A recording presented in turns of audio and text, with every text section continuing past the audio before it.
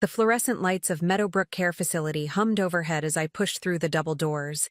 My grandson Tommy bouncing beside me with the restless energy only a 9-year-old possesses. At 72, I'd learned to appreciate these weekly visits to see my old friend Helen, even if the antiseptic smell and hushed conversations reminded me of life's inevitable march forward.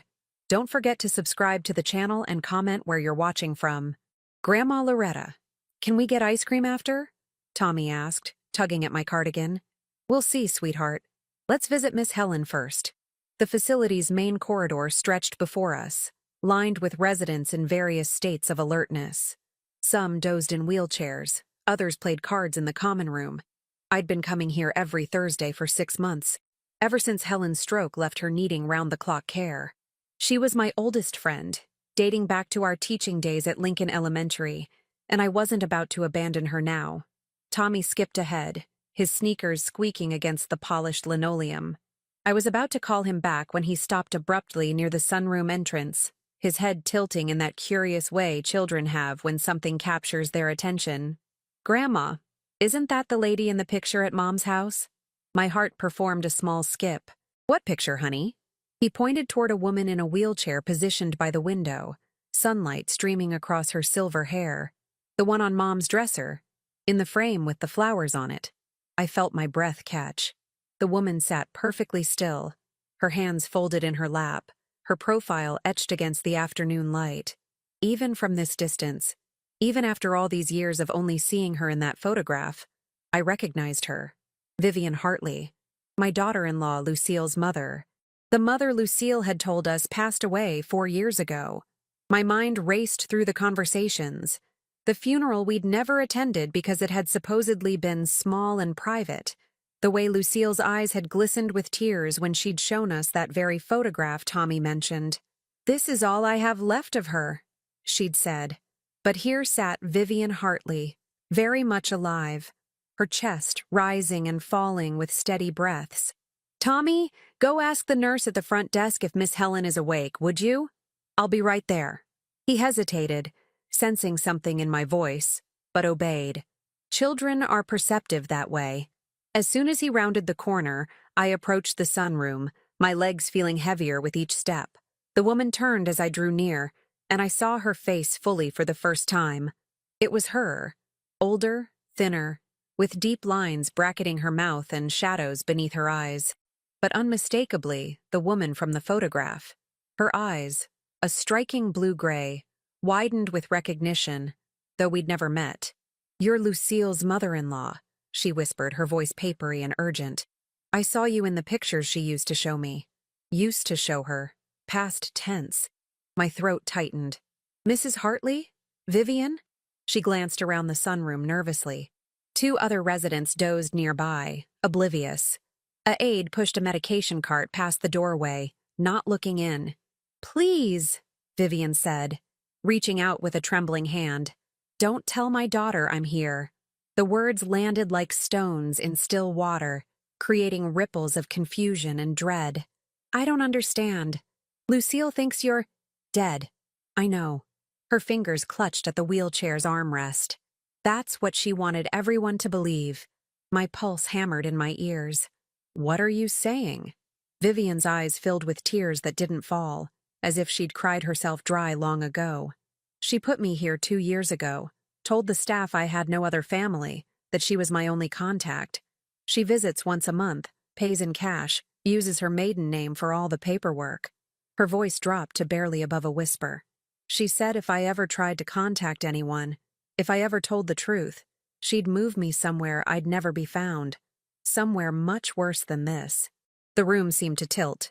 I gripped the back of a nearby chair, my knuckles white against the vinyl. "That's impossible. Lucille is... she's kind. She's caring. She volunteers at the church.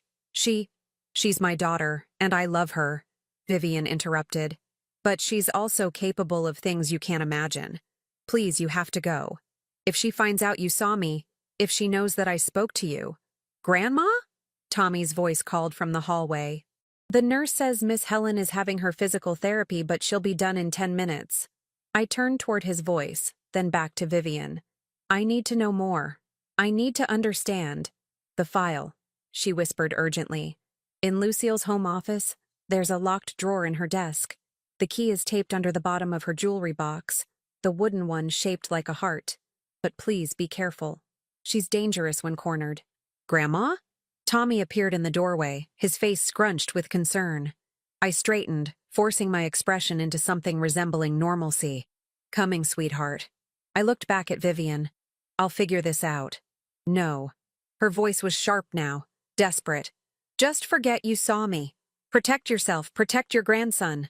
Some secrets are buried for a reason. But I couldn't forget. Even as I walked away, even as I sat with Helen and made pleasant conversation about the garden outside her window, even as Tommy chattered about his baseball game on the drive home, Vivian's words echoed in my mind. My daughter-in-law, the woman who'd married my son Andrew 8 years ago, who'd given me 2 beautiful grandchildren, who'd cried at my husband's funeral and held my hand through the grief, had apparently staged her own mother's death and imprisoned her in a nursing home. The question wasn't whether I would investigate. It was whether I'd survive what I discovered. That evening, I sat in my kitchen with a cup of chamomile tea I couldn't drink, my hands wrapped around the warm ceramic as if it could ground me in reality. Through the window, I could see the last light fading from the Nebraska sky, painting the cornfields beyond my property in shades of amber and rust. My home, a modest 2-story farmhouse that had belonged to my parents, suddenly felt different. For 50 years, it had been a sanctuary. Now it felt like a watchtower, and I was standing guard over secrets I didn't yet understand. I'd raised Andrew here, in these rooms where his father's memory still lingered in the photographs on the mantel and the worn armchair in the living room. I'd taught him honesty, compassion, integrity. How had he married someone capable of what Vivian described? Or did he know? The thought made my stomach clench. My phone buzzed. A text from Lucille. Hi, Mom. We're bringing the kids by Sunday for lunch. Tommy mentioned you saw your friend today. How is she? Innocent. Friendly. Exactly what any loving daughter-in-law would send. But now I read menace between the lines. Tommy had mentioned the visit. Did that mean Lucille knew we'd been to Meadowbrook? Was she checking to see if I'd seen anything unusual? I typed back, Helen's doing well. Sunday sounds wonderful. My finger hovered over the send button before I added, Tommy is such an observant child. A test. A small one. To see how she'd respond. The reply came within seconds. He is. Always noticing everything. See you Sunday. Love you. Love you. The words that should have warmed me instead felt like ice. I set the phone down and pulled out the notepad I kept in my kitchen drawer. The same kind I'd used for 30 years of teaching, for making grocery lists and planning lessons. Now I'd use it for something else entirely. At the top of the first page I wrote, What I know. Beneath it, Vivian Hartley is alive at Meadowbrook Care Facility. Lucille told everyone she died 4 years ago. Vivian claims Lucille threatened her into silence. Lucille visits monthly, pays in cash, uses maiden name. There's a file in Lucille's desk, key hidden in jewelry box. Then a second list, what I need to know. Why did Lucille do this? Does Andrew know? What's in the file? Who else knows the truth? How do I protect my family while uncovering the truth? The grandfather clock in the hallway chimed 9 times. I'd been sitting here for over an hour, and all I had were questions that led to more questions. I thought about calling Andrew, my son, my only child, now 43 and successful in his accounting firm. But what would I say? Your wife is keeping her mother prisoner in a nursing home? He'd think I was losing my mind. Worse, if he was somehow complicit, I'd be tipping my hand before I had any proof. No, I needed evidence before I could approach anyone. The problem was that Lucille and Andrew lived in Lincoln, 45 minutes away. I couldn't just drop by unannounced and snoop through her office. They had security cameras, neighbors who knew me. And Lucille was often home, working on her online boutique business from the converted bedroom on the 2nd floor. Unless my sister Charlotte's birthday was next month. Lucille loved planning family gatherings. If I suggested hosting a surprise party at their house, offered to come early to help decorate and prepare, I might have a window of opportunity. Lucille always went overboard with preparations. Last year, she'd spent 3 hours at the party supply store. It wasn't much of a plan, but it was something. I jotted down notes, then stopped as a new thought occurred to me. If Vivian was right, if Lucille was truly dangerous, then I couldn't approach this directly. I needed to be subtle, careful, observant. I needed to become someone I'd never been before, a detective in my own family's life. The irony wasn't lost on me. I'd spent 40 years teaching children about honesty and integrity, and now I was planning to deceive my daughter-in-law to uncover her deceptions. But Vivian's face haunted me. The fear in her eyes, the resignation in her voice, the way she'd accepted her imprisonment as if she deserved it. Whatever had happened between her and Lucille, no one deserved to be erased from existence, to be mourned while still breathing. I finished my tea, now cold, and rinsed the cup in the sink. Through the window, the cornfields had disappeared into darkness, but I could feel them there, solid and real, rooted deep. Tomorrow, I'd start making calls. Innocent questions to Andrew about family history, casual conversation with Lucille about her childhood, small pieces that might fit together into a larger picture. But tonight, I'd try to sleep, knowing that when I woke, everything would be different. The life I thought I knew, the family I thought I understood, was built on a lie. And I was going to pull that lie into the light, no matter what it cost me. In the darkness of my bedroom, I lay awake and listened to the house settle around me. Every creak seemed loaded with meaning now, every shadow potentially hiding something sinister. What had Lucille done? And more terrifying still, what would she do if she discovered I knew? The morning after my discovery arrived with deceptive normalcy. Sunlight streamed through my kitchen windows as I prepared breakfast, the radio playing soft jazz, the coffee maker gurgling its familiar rhythm. But my hands trembled as I cracked eggs into the pan, and I'd already read the same newspaper paragraph 3 times without absorbing a single word. I needed to be smart about this, methodical. I couldn't let emotion cloud my judgment, even though every instinct screamed at me to drive straight to Andrew's office and demand answers. Instead, I picked up my phone and dialed my son's number. "Mom, good morning." Andrew's voice came through warm and cheerful. "What's up?" "I was thinking about Aunt Charlotte's birthday next month," I said, keeping my tone light. "You know how she loves surprises. What if we threw her a party at your house? It's bigger than mine, and the backyard would be perfect for the grandchildren to play." "That's a great idea. Let me check with Lucille." I heard muffled conversation in the background, then Lucille's voice, distant but distinct. "Of course. I'd love to host." My daughter-in-law came on the line. "Mom, that's so sweet of you to think of Charlotte. How about I handle the invitations, and you help me with decorations the day before? We could make a whole afternoon of it." "Perfect," I said, my stomach nodding. "I'll come by around noon on the Friday before. We can plan everything together." "Can't wait." "Oh, and Mom, I've been meaning to ask, how was your visit with Helen yesterday? Tommy said you spent quite a while there." There it was, the probe disguised as casual interest. "You know Helen. She loves to talk. We reminisced about our teaching days." I paused, then added carefully, "The facility is quite nice. Very well maintained. I saw several of the residents enjoying the sunroom." A beat of silence. Then, "That's wonderful. I'm so glad she's being well cared for. Listen, I need to run. Conference call in 5 minutes. Talk soon." She'd ended the conversation quickly. Too quickly. Or was I reading menace into ordinary behavior? I spent the rest of the morning doing research. On my laptop, which I'd learned to use thanks to my granddaughter Emma's patient instruction, I searched for information about Meadowbrook Care Facility. The website showed smiling staff members, bright rooms, activities calendars. Nothing sinister. But when I dug deeper into their payment policies, I found what I was looking for. They accepted private pay arrangements with minimal documentation to respect family privacy. How convenient for someone trying to hide a living person. Next, I searched for Vivian Hartley's obituary. I found it in the Lincoln Journal-Star archives, dated 4 years prior. Vivian Marie Hartley, 68, passed away peacefully on March 15th after a brief illness. She is survived by her loving daughter, Lucille Hartley Morrison, and son-in-law, Andrew Morrison. A private family service was held. In lieu of flowers, donations may be made to the Alzheimer's Association. Alzheimer's. That detail sent chills down my spine.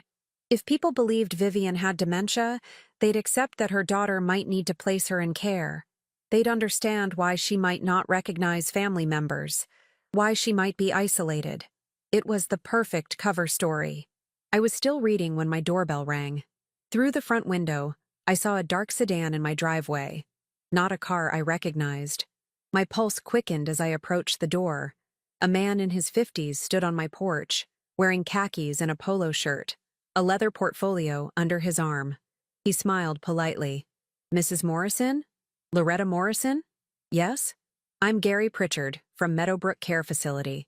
I hope I'm not disturbing you, but I wanted to speak with you briefly about your visit yesterday." My blood turned to ice. I was visiting my friend Helen Henderson. Of course. Of course. His smile never wavered. We encourage family and friends to visit our residents.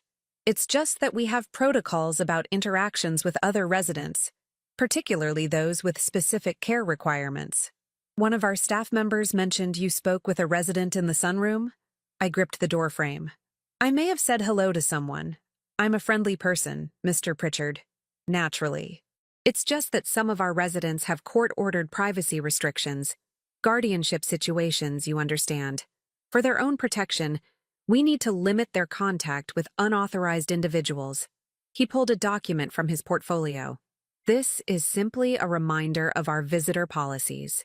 Nothing to worry about. But his eyes told a different story. They were flat, assessing, sending a clear message. We're watching you. I took the document with steady hands I didn't feel. I understand completely. I would never want to cause any problems. Wonderful. Enjoy your visits with Mrs. Henderson. She's a delightful lady. He tipped an invisible hat and walked back to his sedan. I closed the door and leaned against it, my heart hammering. How had they known so quickly? Had Vivian told someone? Had a staff member reported our conversation? Or, and this thought made my knees weak, had Lucille asked them to watch for anyone showing unusual interest in her mother? The document in my hand was standard visitor policy information, but the message was clear. Stay away from Vivian Hartley, which meant Lucille had anticipated this possibility. She'd put safeguards in place. I walked to my kitchen and poured a glass of water with shaking hands. This was bigger than I'd thought. More organized, more dangerous. My phone buzzed. A text from Andrew. "Hey Mom, Lucille mentioned you're helping with Aunt Charlotte's party. That's great. But actually, we might need to postpone. Lucille's swamped with work and she's not feeling well. Might be better to do something simple at your place?" They were blocking my access to their house. I stared at the message, anger rising through my fear. Lucille was already moving pieces on the board, cutting off my avenues of investigation before I'd even made a real move. I typed back, "Oh no, is Lucille okay? Nothing serious, I hope? Just stressed. You know how she gets during busy season." I did know. Lucille ran an online boutique selling vintage clothing and accessories. She'd built it from nothing, working long hours, photographing items, managing inventory. It had always seemed admirable. Now I wondered what else those long hours alone in her office might conceal. Well, let me know if I can help. Maybe I could bring dinner by this weekend? Give her a break from cooking. That's sweet, but we'll be fine. Talk later. The conversation ended abruptly. Andrew had never been curt with me before. Was Lucille standing over his shoulder, dictating his responses? Or had she already told him some version of events? Perhaps that I'd been acting strangely, that I'd bothered a resident at Helen's facility, that she was worried about my mental state. The thought made me nauseous. At 72, I was still sharp, still capable, but ageism was real. How easy would it be for Lucille to plant seeds of doubt about my competence, to suggest I was becoming confused, paranoid, a danger to myself? I couldn't let that narrative take hold. I needed an ally, someone who knew me, who'd vouch for my sanity if Lucille tried to paint me as a delusional old woman. But who could I trust? Not Andrew. Not yet. Not until I had proof. Not my sister Charlotte. She was sweet but naive. and she'd inadvertently reveal everything to Andrew within a day. Helen was too frail, and dragging her into this felt cruel. That left my neighbor, Frank Dietrich. He was 75, a retired police officer who'd lived next door for 20 years. We'd shared countless conversations over the fence, had helped each other through our respective spouses' deaths, had traded garden vegetables every summer. If anyone would believe me and offer practical advice, it was Frank. I found him in his garage, tinkering with an old motorcycle he'd been restoring for years. "Loretta," he looked up with a grease-stained grin. "Come to lecture me about tracking dirt into my house?" "Frank, I need to talk to you about something serious, something I can't discuss with anyone else." His smile faded. He set down his wrench and wiped his hands on a rag. "Come inside." Over coffee at his kitchen table, I told him everything.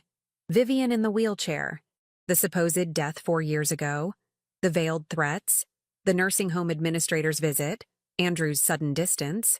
Frank listened without interruption, his weathered face grave. When I finished, he was quiet for a long moment. "This is dangerous territory, Loretta." "I know. If you're right, if Lucille really has been lying all this time, she's committed fraud at minimum. Possibly elderly abuse, false imprisonment, identity fraud. These aren't small crimes. People who commit them don't react well to being exposed. What choice do I have? Leave Vivian there? Pretend I didn't see her? No." He shook his head. "But you need to be strategic. First rule of investigation: gather evidence before confronting suspects. You tip your hand too early, evidence disappears. The nursing home already knows I talked to Vivian. Then they'll be watching you there. You need to find another way in." He drummed his fingers on the table. "This file Vivian mentioned, that's your priority. But you can't break into your son's house." "I wasn't planning to break in." "Good. Because that would be illegal and stupid." His eyes twinkled briefly. "What you need is a legitimate reason to be there when Lucille's distracted. Does she have any regular commitments? Places she goes at the same time each week?" I thought about it. "She volunteers at the church clothing drive every Tuesday morning, 9 to 11. And Andrew? Works until 6. The kids? School until 3:15. Frank nodded slowly. "So Tuesday morning, you call with an emergency. Something that requires Lucille to leave the house but can't wait. Maybe you've fallen or your car won't start and you have an important appointment. Something that makes her feel needed but also puts her under time pressure. She'll either come get you or send Andrew depending on the emergency. And while she's gone, you tell her you're fine, it was a false alarm, whatever. But you've bought yourself time to search." He paused. "Loretta, I need you to understand something. If you do this and get caught, Lucille could press charges. Trespassing. Attempted burglary. She could use it to get a restraining order. Paint you as unstable." "I know. And if you find evidence of what she's done, you'll destroy your son's marriage. Your relationship with your grandchildren might never recover." "I know that too." My voice cracked. "But Frank, that woman in the wheelchair looked at me like I was her last hope. How can I walk away?" He reached across the table and squeezed my hand. "You can't. I know you can't. That's why I'm going to help you. Frank, I'm retired law enforcement. I know how to document evidence properly. What will hold up if this goes legal? And if something goes wrong, you'll need someone who knows you were acting rationally, with good cause." He stood up. "But we do this smart. No cowboy moves. Agreed?" "Agreed." As I walked back to my house, the afternoon sun warm on my shoulders, I felt something shift inside me. Fear was still there, but it was joined by something else. Determination. Lucille had made a mistake. She'd assumed that because I was old, I was helpless. That I'd see what I saw and do nothing, too frightened or too feeble to act. She'd underestimated me, but I wouldn't underestimate her. Whatever had driven her to imprison her own mother, whatever secrets that locked drawer contained, I would uncover them. Tuesday was 5 days away. I had 5 days to prepare, to plan, to become someone I'd never been before, an investigator in my own family's nightmare. Inside my house, I opened my notepad to a fresh page and began writing a detailed timeline. Every interaction with Lucille over the past 8 years. Every story she'd told about her mother. Every time she'd mentioned Vivian's death, somewhere in those memories were clues I'd missed. Inconsistencies. Lies I'd accepted because I had no reason to doubt. Now I had reason. Now I had purpose. And heaven help anyone who tried to stop me from reaching the truth. Tuesday morning arrived with oppressive humidity that pressed against my windows like a living thing. I'd barely slept, running through the plan over and over in my mind, finding flaws, imagining disasters. But it was too late to back out now. At 8:45, I dialed Lucille's cell phone, my hand steadier than I'd expected. "Mom, good morning," she answered, slightly breathless. "I'm just heading out to the church. Lucille, dear, I hate to bother you, but I'm having terrible chest pains." I let my voice quaver authentically. Fear made that easy. "They started about 20 minutes ago. I took an aspirin, but I'm not sure if I should drive myself to the clinic or call an ambulance." "Oh my goodness, don't drive. Stay right there. I'm coming to get you." Papers rustled in the background. "I'm 15 minutes away. Sit down, keep calm, and call 911 if the pain gets worse. I'm leaving right now." The line went dead. I felt a pang of guilt at manipulating her concern, but I pushed it aside. If she could fake her mother's death, I could fake chest pains. I called Frank immediately. "She's on her way here. That gives me at least 30 minutes, maybe 45 if traffic's bad. I'll be watching. If anyone comes to the house while you're inside, I'll call. 3 rings, then hang up. That's your warning to get out. Thank you, Frank. Be careful, Loretta. And remember, photographs, not originals. We can't let her know anything's been disturbed." I grabbed my purse and the small digital camera Emma had given me last Christmas. Within 10 minutes, I was in my car, driving toward Lincoln with my heart pounding so hard I could feel it in my throat. The Morrison house stood in a quiet suburban neighborhood, a 2-story colonial with white shutters and a meticulously maintained lawn. Lucille's silver SUV was gone from the driveway. Andrew's sedan was absent too. He'd be at his office downtown. I'd kept a spare key since they'd moved in. For emergencies. This qualified, didn't it? The house was silent when I entered, smelling faintly of the lavender sachets Lucille kept in every room. I moved quickly to the second floor, to the converted bedroom that served as Lucille's office. The room was pristine. A glass-topped desk faced the window, with a high-end computer setup and a ring light for photographing merchandise. Behind the desk, floor-to-ceiling shelves displayed vintage accessories, hats, gloves, handbags, all organized by era and color. It looked like a museum exhibit, not a space where someone had buried dark secrets. But Vivian had been specific. Locked drawer, key under the jewelry box. The desk had 3 drawers on the right side. The bottom one had a keyhole. Lucille's jewelry box sat on a bookshelf, a heart-shaped wooden box with delicate inlay work. I lifted it carefully. Taped to the bottom, exactly as Vivian had said, was a small brass key. My hands trembled as I peeled off the tape and carried the key to the desk. It slid into the lock with a soft click that sounded thunderous in the quiet house. Inside the drawer were file folders, neatly labeled. My breath caught as I read the tabs. Meadowbrook, monthly statements, mother, medical records, POA documents, trust fund, disbursements. I pulled out the first folder and began photographing pages, working as quickly as I could while trying to keep my hands steady. The Meadowbrook statements showed payments of $3,000 per month, made in cash, going back 26 months. Not 4 years, 26 months, which meant Vivian had been telling the truth. She'd only been there for just over 2 years, not since her supposed death. But where had she been for the 2 years in between? The medical records were worse. They documented a diagnosis of early-stage Alzheimer's, but the signature on the diagnostic report didn't match the name. I photographed it closely. Dr. Michael Brennan, cognitive neurologist, except when I looked at the license number, something felt wrong. The formatting looked off. With shaking hands, I pulled out my phone and searched for Dr. Brennan. His practice existed, but according to the website, he'd retired 3 years ago. The date on Vivian's diagnosis was 18 months ago. The report was fake. My stomach lurched. Lucille hadn't just hidden her mother. She'd created false medical documentation to justify it. The POA folder was next. Power of attorney documents.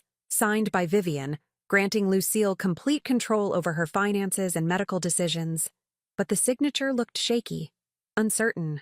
Nothing like the firm handwriting I saw on an old birthday card tucked behind the forms.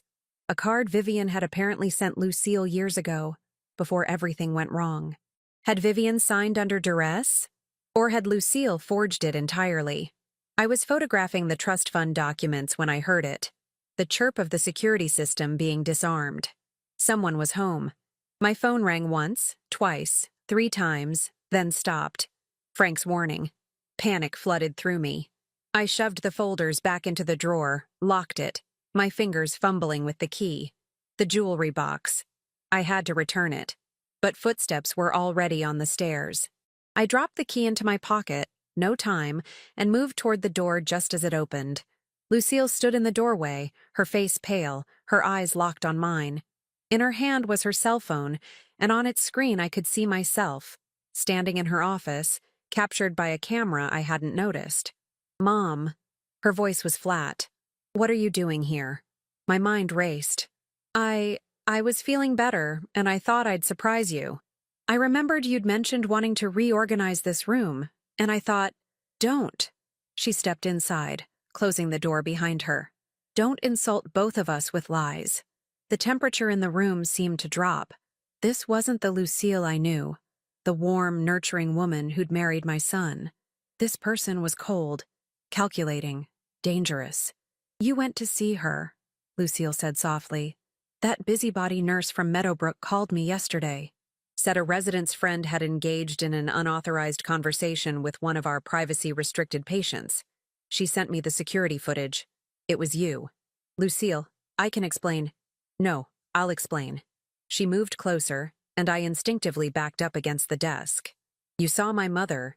She fed you her version of events. Poor Vivian, imprisoned by her evil daughter. And you believed her because you're a good person who can't imagine the things she's capable of." "What things?" My voice came out stronger than I felt. What did she do that justified erasing her existence? Lucille's laugh was bitter. Erasing her? I saved her. From herself. From the mess she made of both our lives. She pulled out her phone and scrolled through photos, then thrust it at me. Look. Look at what my childhood was."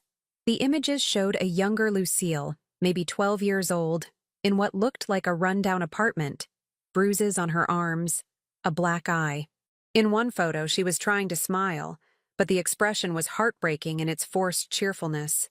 "My mother was an addict," Lucille said, her voice trembling now with emotion that was horribly real. "Pills, alcohol, whatever she could get. She'd disappear for days. I'd come home from school and find strangers in our house. Men who looked at me in ways no child should be looked at." She grabbed the phone back. "I raised myself. I protected myself. And when I finally got out, when I made something of my life, she showed up demanding money, threatening to tell Andrew's family, to tell you, what a terrible person I was, what kind of trash I came from." I felt the room spinning. "Lucille, she tried to blackmail me. Said she'd tell you I'd been in foster care, that my father was in prison, that I'd lied about my past. She said she'd ruin my marriage, turn Andrew against me, take my children away." Lucille's eyes were wet now, desperate. "So yes, I hid her. I created a story that made sense. I put her somewhere safe where she couldn't hurt my family, where she couldn't destroy everything I'd built. But the fake medical records were necessary." Lucille's voice hardened again. "To get her into a facility without questions. To protect my identity. To make sure she couldn't manipulate anyone else the way she manipulated me my entire childhood. She's your mother. She's a monster who gave birth to me." Lucille wiped her eyes roughly. "And now you know. Now you have evidence in that camera you think I didn't see you holding. So what are you going to do, Mom? Turn in your daughter-in-law? Destroy your son's marriage? Explain to Tommy and Emma why Grandma sent their mother to prison?" The words hit like physical blows. She was right. If I went to the authorities with what I'd found, the consequences would ripple through my entire family. Andrew would be devastated. The children would be traumatized. And Lucille, whatever she'd done, whatever her justification, would likely face criminal charges. But Vivian's face haunted me. The fear in her eyes. The resignation. Vivian told me you threatened her. I said quietly. That you visit once a month and make sure she stays silent. I visit to make sure she has everything she needs. To pay her bills. To ensure she's comfortable. Lucille's voice cracked. Do you think I enjoy this? Do you think I wanted to spend the rest of my life managing this nightmare? But she left me no choice. There's always a choice. Says the woman who's never been beaten by her own mother, who's never had to beg for food, who's never— Lucille stopped herself, breathing hard. You don't get to judge me. You had a good life, a good family. You don't know what it's like to claw your way out of darkness only to have it follow you. We stood in silence, the weight of revelations pressing down on both of us. The key, Lucille said finally, holding out her hand. The one you took from my jewelry box. I pulled it from my pocket and placed it in her palm. She closed her fingers around it. I could call the police right now, she said. Report a break-in. You'd be arrested. At your age, it would destroy your reputation, your credibility. Anything you said about me would sound like the paranoid ramblings of a confused old woman. Is that a threat? It's a reality. She moved to the desk and opened the drawer with her own key. Of course, she had another copy. She pulled out the folders I'd photographed and held them. These stay here. Your camera goes to me, and you forget everything you've seen. I can't do that. You will, because the alternative is worse for everyone. Lucille's eyes met mine, and in them I saw something terrifying. Absolute conviction. Go home, Mom. Hug your grandchildren. Enjoy your remaining years. Let this go. And Vivian? Lives comfortably in a good facility, which is more than she ever provided for me. The standoff stretched between us. Then my phone buzzed. A text from Andrew. Mom, Lucille said you had chest pains? Why didn't you call me? I'm coming over after work. Lucille glanced at my phone. Tell him you're fine. That it was indigestion. That I overreacted. Lucille, do it. Now. I typed the message with shaking hands. Andrew replied immediately. Thank God. Love you. Good. Lucille opened the office door. Now leave. Drive safely. And think very carefully about what you want your next move to be. Because if you come after me, I will protect my family with everything I have. And that includes protecting them from you. I walked past her, down the stairs, out the front door into sunlight that felt like a mockery. Behind me, I heard the lock click into place. I sat in my car for a full minute, my hands gripping the steering wheel, my whole body shaking. Everything I thought I knew was wrong. Lucille wasn't simply a villain. Vivian wasn't simply a victim. The truth was messier, darker, more complicated than I'd imagined. But one thing was clear. Lucille had the power, the position, the ability to make me look unstable if I challenged her. She'd already demonstrated it by anticipating my moves, by catching me in her office, by having security footage and witnesses and carefully constructed justifications. And I had what? A camera full of photos I'd taken while illegally entering her home. I started the car and drove toward home, my mind reeling. Frank was waiting on his porch as I pulled into my driveway. One look at my face and he stood up. What happened? She was there. She caught me. She knows everything. Loretta and Frank? I looked at him, tears finally breaking free. She might be right. About all of it. Inside my house, I told him everything Lucille had revealed. The abuse, the blackmail attempts, the impossible choice she'd faced. Frank listened, his expression grave. That doesn't justify what she did. There are legal ways to handle these situations. Restraining orders. Adult protective services. She chose deception and imprisonment. But if Vivian really was blackmailing her, then she's a victim too, of her own mother. But that doesn't give her the right to become a victimizer herself. He paused. The question is, what do you do now? I looked at my camera, still clutched in my hand. On it were photos that could destroy my family, or save a woman from unjust imprisonment, or perhaps both. I don't know, I whispered. I honestly don't know. But I had to decide soon. Because Lucille was right about one thing. I'd crossed a line today. There was no going back to ignorance, to the comfortable lies we'd all been living. The only way forward was through the darkness. And I had no idea what waited on the other side. For 3 days, I lived in a fog of indecision. I'd uploaded the photos from my camera to my laptop, then hidden the camera itself in my attic. Every time I looked at those images, the falsified medical records, the suspicious power of attorney documents, the cash payment receipts, I felt the weight of the choice pressing down on me. Frank had been right. Lucille's childhood trauma didn't justify what she'd done. But I couldn't stop seeing the bruises in those photos she'd shown me, the fear in young Lucille's eyes, the girl who'd raised herself and built a good life from nothing. On Friday afternoon, my phone rang. Andrew's number. "Mom, we need to talk. Can I come over?" My heart sank. "Of course. Is everything okay?" "Just come over, please." He arrived within the hour, but he wasn't alone. Lucille was with him, her expression carefully neutral. And behind them, a woman I didn't recognize. Older, perhaps 60, wearing a professional pantsuit and carrying a briefcase. "Mom, this is Dr. Patricia Holloway," Andrew said as they entered my living room. His voice was strained, uncomfortable. "She's a geriatric psychiatrist." The room tilted. "I don't understand." Lucille spoke, her voice gentle but firm. "Mom, we're worried about you. The chest pains that turned out to be nothing. Breaking into our house. I didn't break in, I have a key. Entering without permission," Dr. Holloway corrected softly.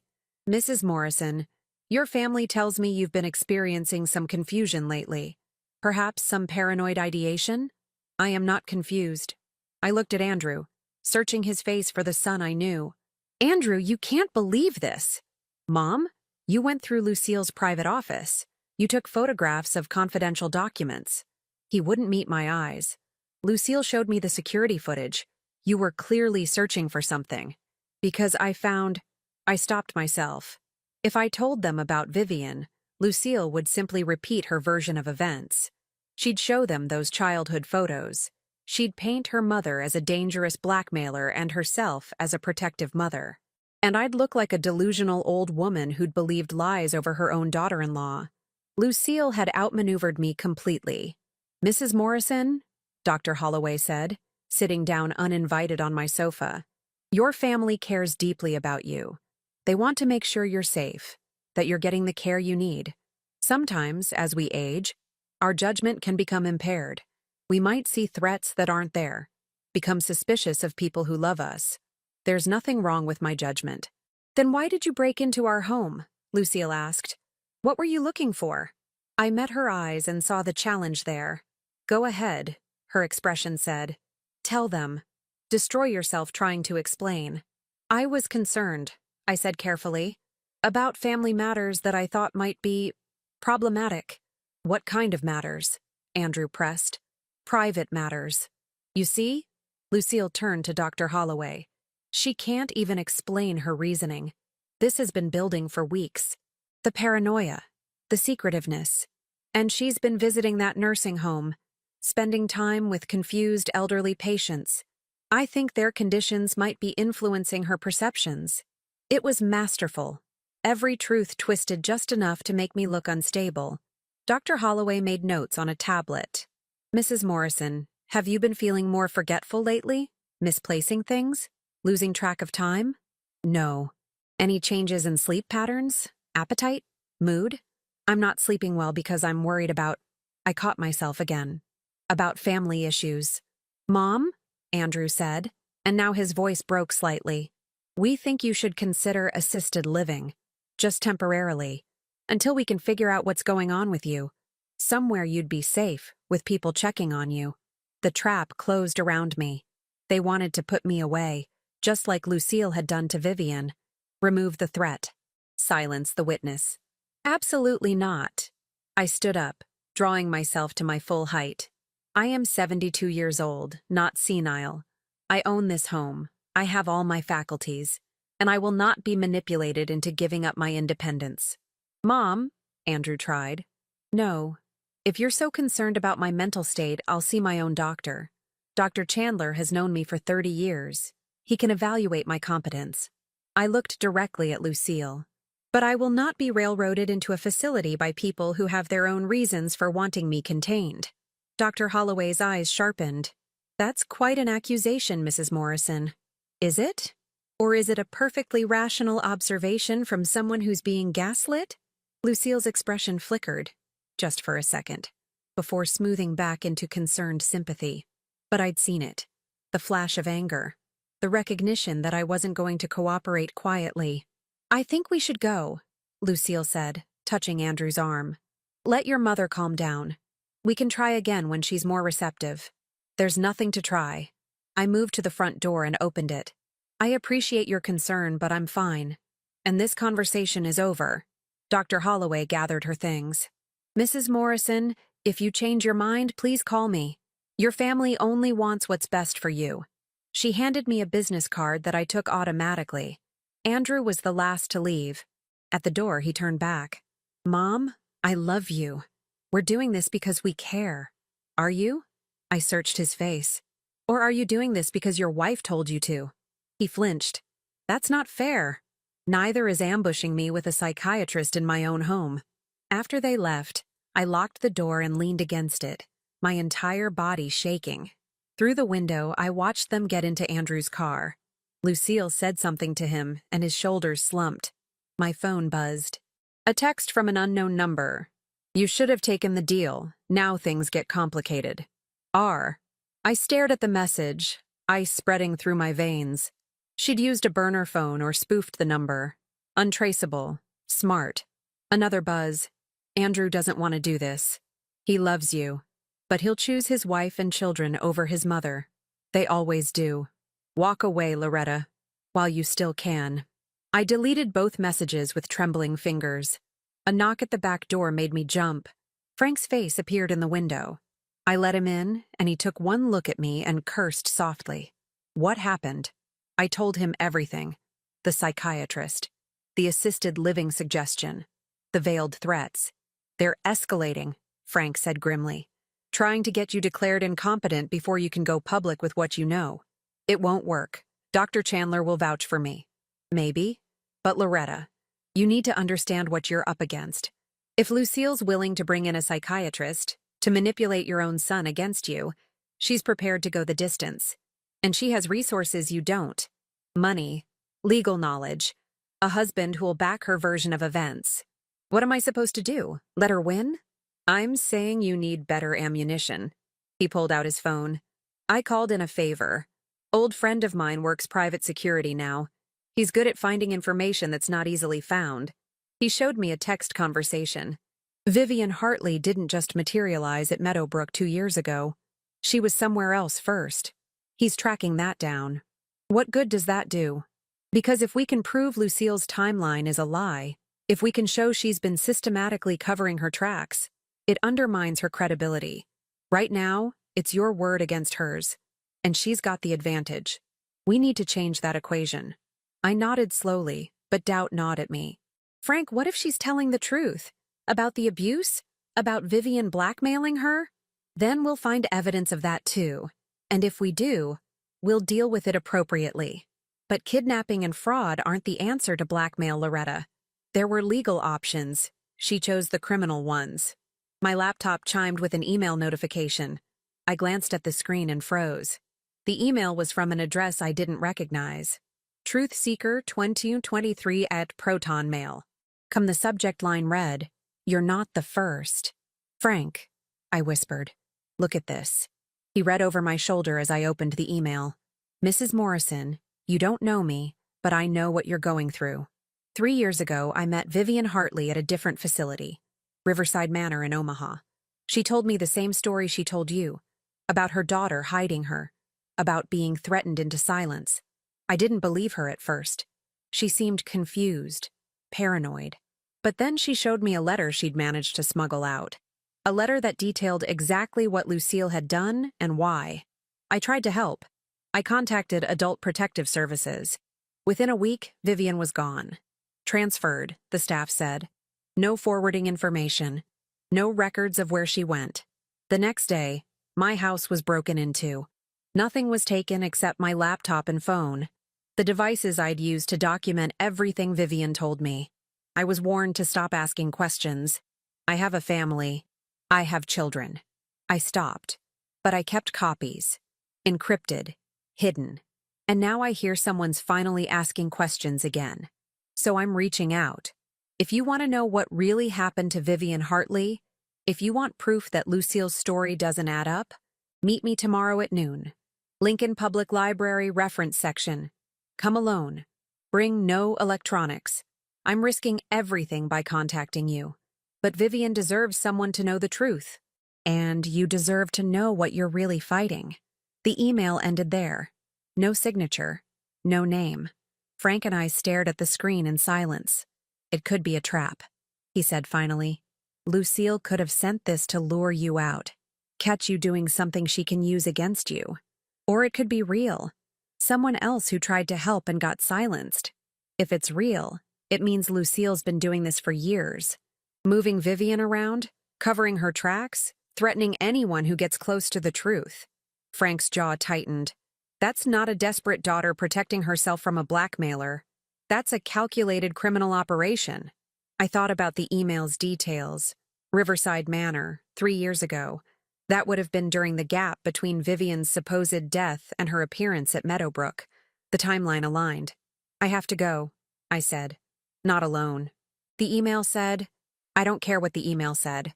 If this is legitimate, they'll understand precautions. If it's Lucille's trap, you'll need backup. Frank pulled out his phone. I'll be nearby.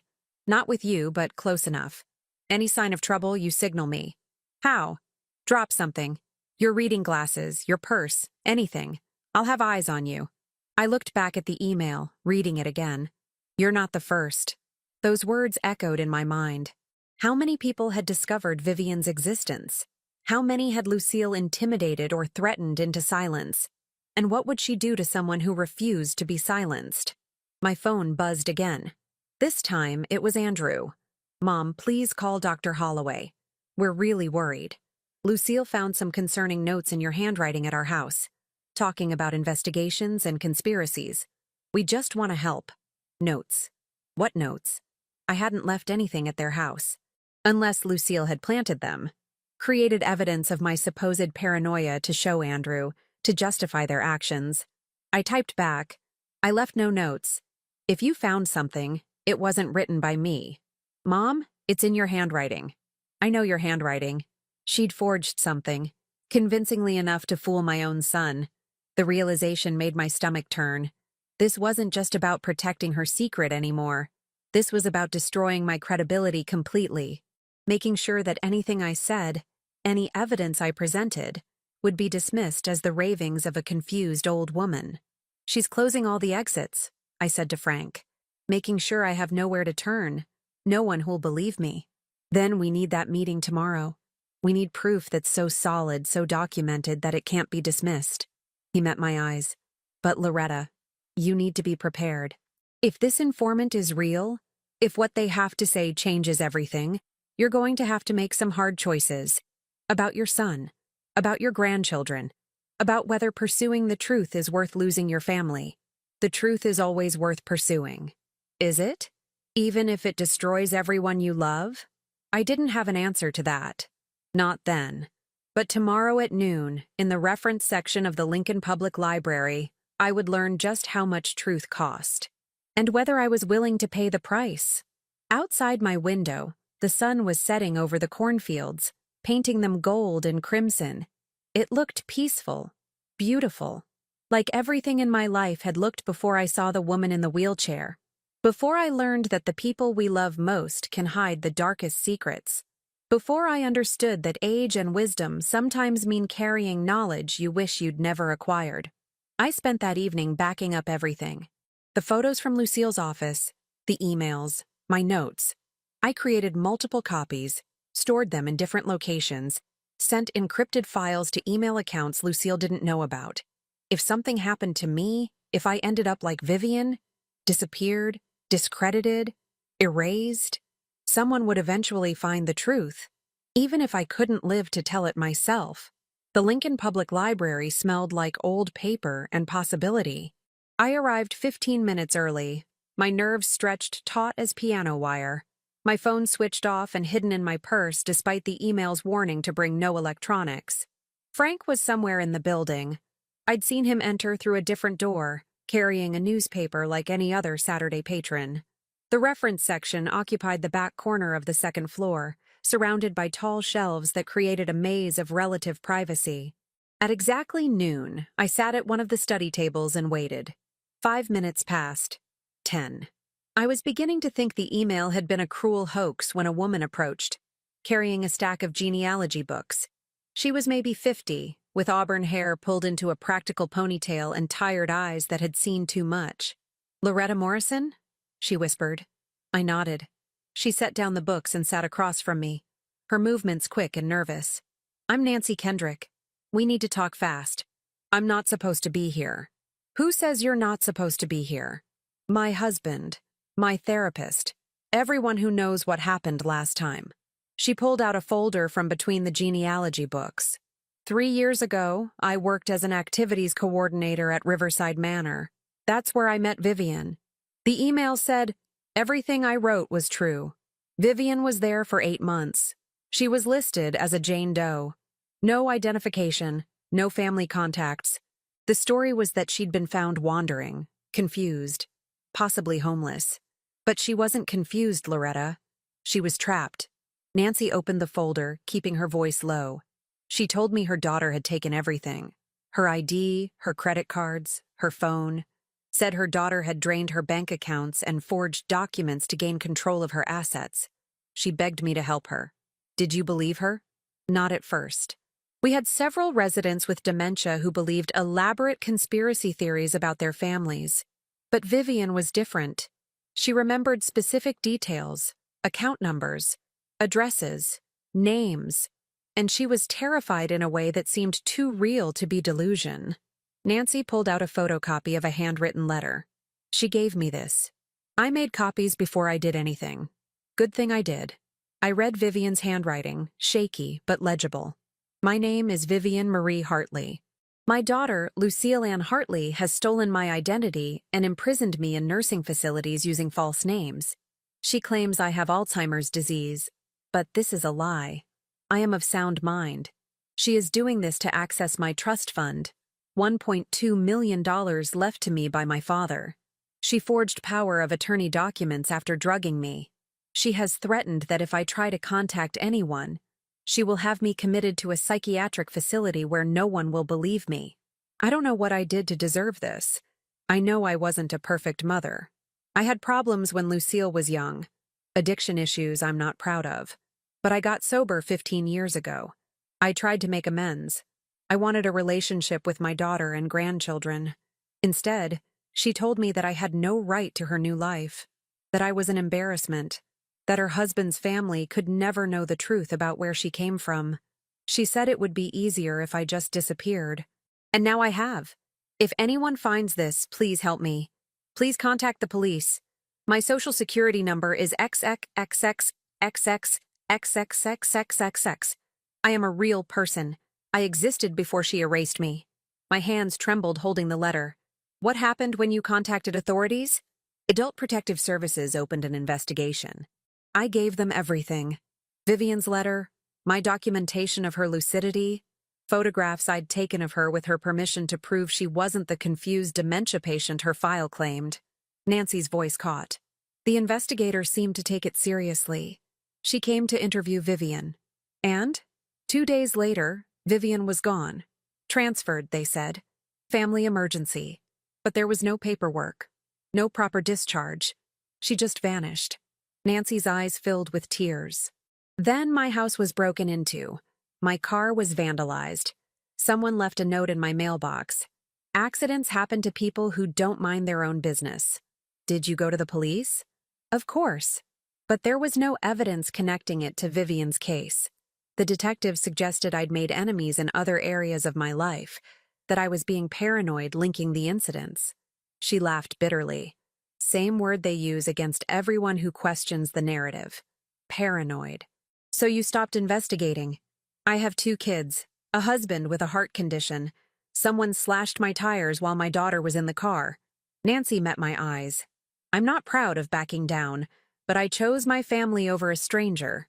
Maybe that makes me a coward. It makes you human. I thought of Tommy and Emma, of Andrew, but you kept the copies. Why? Because I couldn't forget her face, the hope in her eyes when I said I'd help, and then the devastation when I abandoned her. Oh, she pushed the folder toward me. This is everything. Copies of Vivian's letter, my reports to APS, photographs proving her mental competence, documentation of the suspicious transfer. It's not enough to convict anyone, but it establishes a pattern. A pattern of Lucille moving her mother around, silencing anyone who gets close. Exactly. Nancy stood up, gathering her genealogy books. I don't know what you're planning to do with this, Loretta, but be careful. Whoever Lucille really is, she's got resources and connections I never understood. The APS investigator who took my report? She was transferred to a different department a month later. The detective who handled my vandalism complaint? Retired early. Could be coincidence. Or Lucille has ways of making problems disappear. Problems and people. Nancy started to walk away, then turned back. There's one more thing. The day before Vivian vanished, she told me something strange. She said she'd finally figured out where Lucille got the money to start her business, to buy that big house, to fund her perfect life. The trust fund. No, that's what I thought too. But Vivian believed the trust was protected, that Lucille couldn't access it without Vivian's death certificate. She was terrified that Lucille had found another source, something darker. She feared Lucille might have done something unforgivable to someone else, someone who couldn't fight back. Before I could ask more, Nancy disappeared into the stacks. I sat there holding the folder, my mind racing. Another victim? Someone who couldn't fight back? What did that mean? My phone buzzed. A text from Lucille. I know where you are. I know who you're meeting. This is your last chance, Loretta. Come to the house, now. We settle this today. My blood ran cold. How did she know? Had she been monitoring my emails? Had she followed me? Another text. Bring what you have, all of it.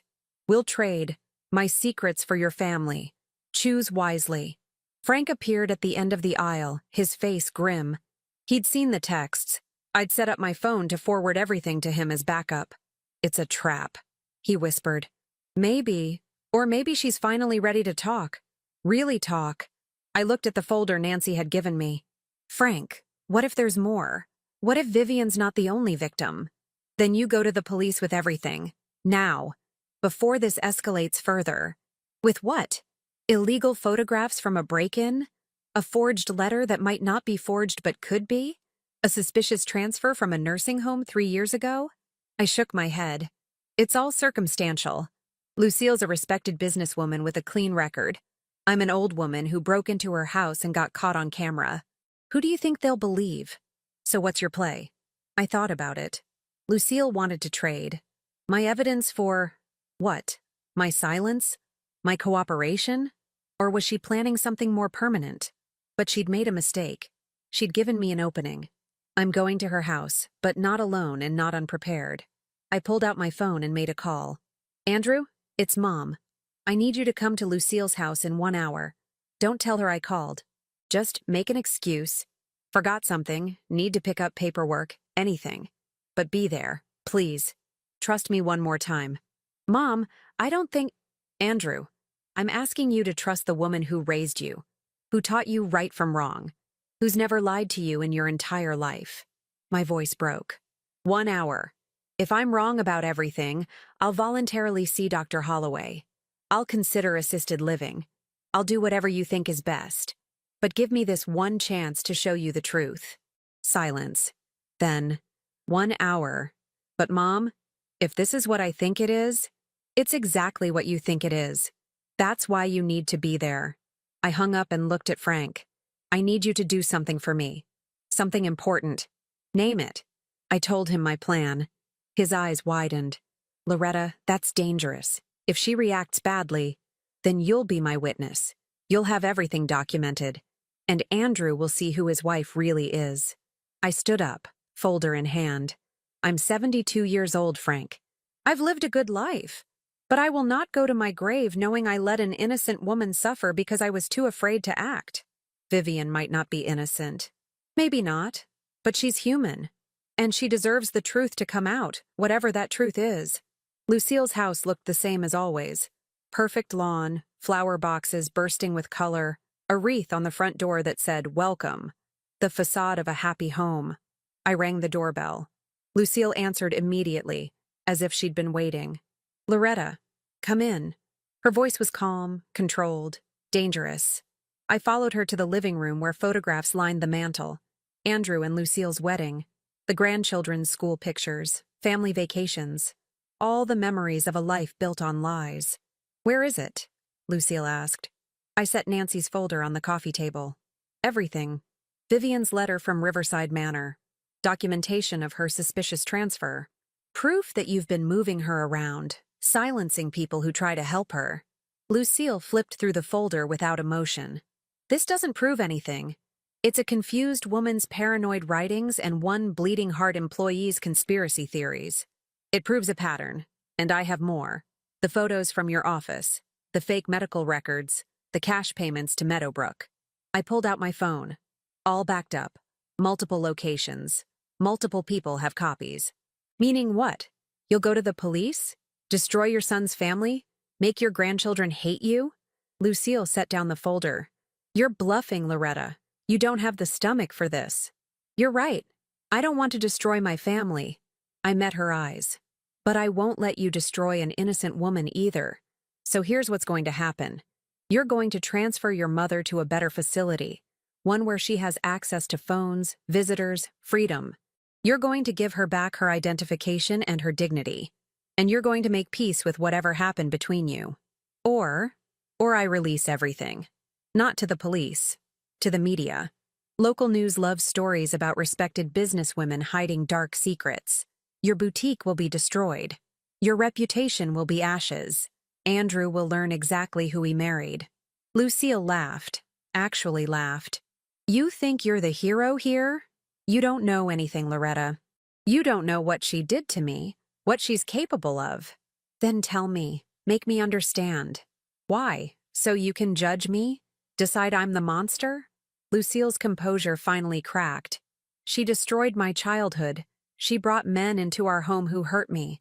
She chose drugs over her daughter every single day. And when I finally escaped, when I built something beautiful and good, she came back demanding money, threatening to tell Andrew everything, to ruin my marriage, take my children. So you erased her." "I protected my family." Lucille's voice rose. "What would you have done?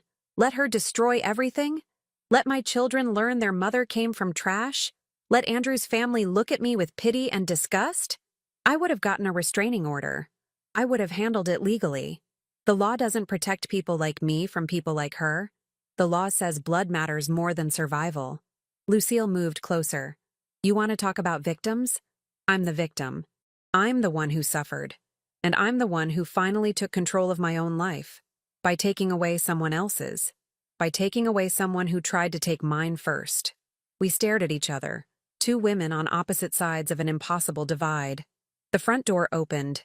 Andrew walked in, his face confused. "Mom? Lucille? What's going on?" Behind him, Frank entered quietly, his phone out, recording. And in the doorway behind them both, supported by a nurse's aide, stood Vivian Hartley. Lucille's face went white. "How?" "I had Frank pick her up from Meadowbrook an hour ago," I said quietly. He used his retired officer credentials and a signed day pass form to confirm that her daughter had finally given permission for her to attend a family gathering. After a few phone calls, they were surprisingly willing to help. Vivian's eyes found Lucille's, mother and daughter, face to face after 2 years of imposed separation. "Hello, sweetheart," Vivian whispered. "I think it's time we all told the truth." The silence in Lucille's living room was suffocating. Andrew stood frozen between his mother and his wife, his face cycling through confusion, shock, and dawning horror as he looked at the woman in the doorway. That's your mother?" he whispered to Lucille. "But you said she died. We had a funeral. We had a memorial service," Lucille corrected mechanically, her eyes never leaving Vivian. "I never said we buried her." Vivian moved slowly into the room with the aide's help, settling into an armchair with a soft groan. She looked frailer than she had at Meadowbrook, smaller somehow, but her eyes were sharp and clear. Lucille told you I was dead because it was easier than explaining why she'd cut me out of her life, Vivian said to Andrew. And I let it happen. For a while. Let it happen? Lucille's voice was shrill. You tried to blackmail me. I asked for help. Vivian's voice was steady, sad. There's a difference. Frank's phone continued recording from where he'd positioned himself in the corner. I remained standing, ready to intervene if this escalated beyond words. Andrew sank onto the sofa. Someone needs to explain this. All of it. Now. Vivian looked at her daughter. Should I start, or will you? Lucille said nothing. Her jaw clenched so tight I could see the muscles jumping. Vivian sighed. I was a terrible mother. That part of Lucille's story is true. I was an addict. Pills mostly. Alcohol when I couldn't get pills. Lucille's father left when she was 3. I raised her alone and I did it badly. There were men. Some of them were dangerous. Some of them, she closed her eyes briefly. Some of them hurt my daughter while I was too high to notice or care. Andrew's face crumpled. He reached for Lucille's hand, but she pulled away. When Lucille was 16, she went to live with her aunt in Iowa. Vivian continued. Best thing that ever happened to her. Her aunt gave her stability, education, a chance at a real life. And I hit rock bottom, lost everything, ended up in a court-ordered rehab program. I got sober 15 years ago, Vivian said. Really sober, for the first time in my adult life. I worked the program, made amends where I could, and I tried to reconnect with Lucille. You showed up at my college graduation, Lucille said, her voice hollow. Uninvited, unwanted. I wanted to see the woman you'd become, to tell you I was proud of you. You wanted money. I asked if you'd consider having coffee sometime, getting to know each other as adults. Vivian's eyes glistened. You told me I was an embarrassment, that I had no right to your new life, that if I ever contacted you again, you'd get a restraining order. Lucille's hands were shaking. You don't get to rewrite history. You don't get to show up after years of neglect and expect forgiveness. You're right, I don't. Vivian leaned forward. But Lucille, what you did to me went beyond refusing a relationship. You stole from me. Andrew's head snapped up. What? My father, Lucille's grandfather, left me a trust fund. $1.2 million. I couldn't access it until I'd been sober for 10 years. It was meant to give me a chance to rebuild my life. Vivian's voice hardened. Lucille found out about it. She contacted the trust administrator claiming I'd had a relapse, that I was incompetent, that she needed to be appointed guardian. That's not, Lucille started. I have the documents. I interrupted quietly, pulling out copies from the folder. Transfer requests, court filings, all signed with a forged power of attorney. Lucille's face went pale. You had me declared incompetent, Vivian said. You produced fake medical records showing I had dementia. You got yourself appointed as my guardian and took control of the trust fund. The business, Andrew whispered, looking at his wife. Your boutique. The down payment on this house. You said you'd gotten a business loan. I did what I had to do, Lucille said, but her voice lacked conviction now. You committed fraud, Frank said from the corner. Multiple felonies, actually. Forgery, identity theft, elderly abuse, false imprisonment. I protected myself. Lucille's voice broke. That money should have gone to me anyway, to compensate for the childhood she stole from me, for the scars she left, for the therapy I'll need for the rest of my life. So you took it, Vivian said softly. And when I figured out what you'd done, when I tried to access the trust and discovered it had been drained, you had me committed. First to Riverside Manor under a false name. Then, when people started asking questions, to Meadowbrook. You were going to ruin everything, Lucille said. You were going to tell Andrew the truth about me, about where I came from, about what happened to me. No, Vivian said firmly. I was going to ask for my money back, for what was legally mine, and I was going to ask you to consider family therapy, to try to heal together. She wiped her eyes. But you couldn't risk that. Couldn't risk Andrew learning your mother was alive and you'd been lying for years. Andrew stood up abruptly. I can't. He looked at Lucille as if seeing her for the first time. "Who are you?" "I'm the woman who built a good life from nothing," Lucille said desperately. "Who gave you a stable home? Who gave our children everything I never had? That's who I am." "You're a liar," Andrew said, and the words seemed to cost him everything. "You lied about your mother. You lied about the money. You lied to me every single day for 8 years. To protect us. To protect our family. By destroying hers?" Andrew gestured to Vivian. "By hiding her in a nursing home? By stealing her identity and her life savings? She didn't deserve that money. Not after what she did to me." "Maybe not," I said quietly, and everyone turned to look at me. "Maybe Vivian doesn't deserve forgiveness for the mother she was. Maybe she doesn't deserve a relationship with you. But Lucille, she deserved due process. She deserved her day in court. She deserved the chance to defend herself legally, not to be kidnapped and erased. You don't understand. I understand that you were hurt. Deeply, terribly hurt. I understand that your childhood was stolen from you and that Vivian bears responsibility for that." I moved closer to Lucille. "But I also understand that you became what you feared most. You became someone who uses power to control and punish. Someone who takes away freedom when it's inconvenient. Someone who hurts the helpless." Tears streamed down Lucille's face now. "I just wanted a normal life. I just wanted to be someone other than the daughter of a drug addict. Was that so wrong?" "No," Vivian said softly. "Wanting that was never wrong. But honey, you can't build a life on lies. I learned that the hard way. Sobriety taught me that truth is the only foundation that lasts." "So what now?" Andrew asked, looking at me. "What happens now?" I glanced at Frank, then at Vivian. "We'd discussed this possibility, but the decision wasn't mine alone. That depends on Vivian," I said. "She's the victim here. She gets to decide what justice looks like." All eyes turned to the elderly woman in the armchair. She looked at her daughter for a long moment, and I saw something pass between them. Pain, recognition, and perhaps the faintest glimmer of understanding. "I want my identity back," Vivian said finally. "My social security card, my birth certificate, my legal existence. I want access to what's left of the trust fund if anything remains.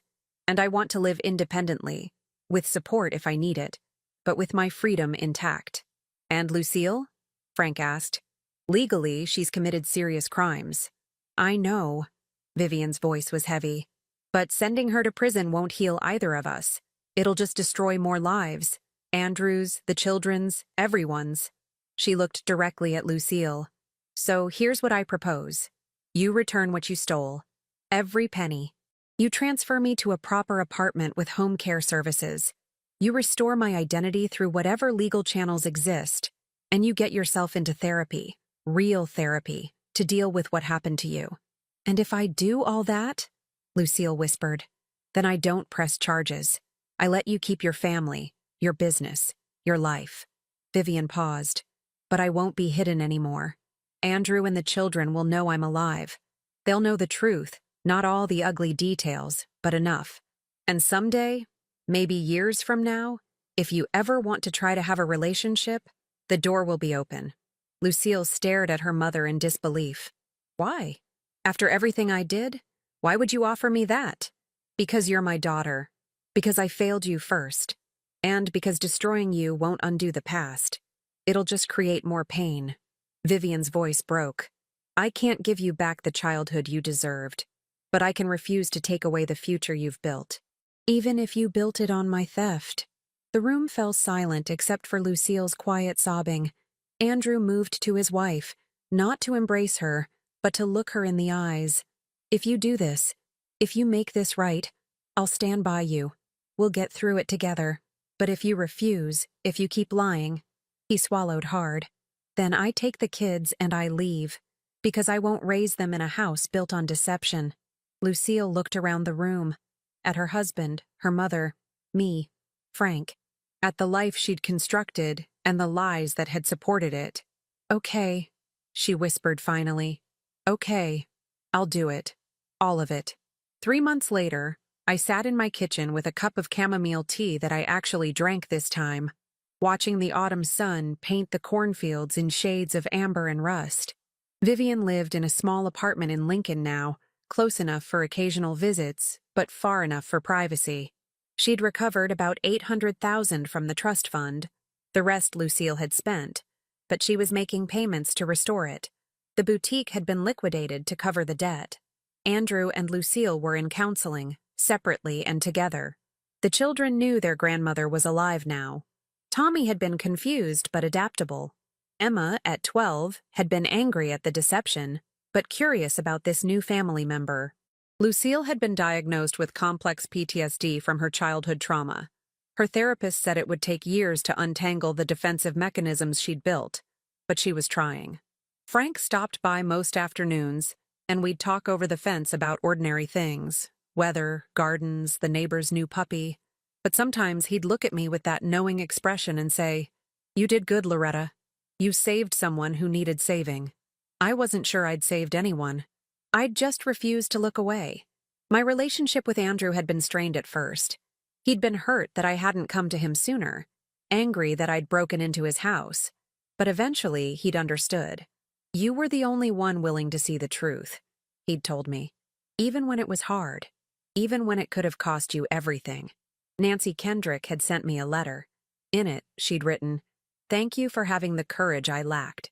Vivian deserved someone who wouldn't give up. I hope I can be that person for someone else someday."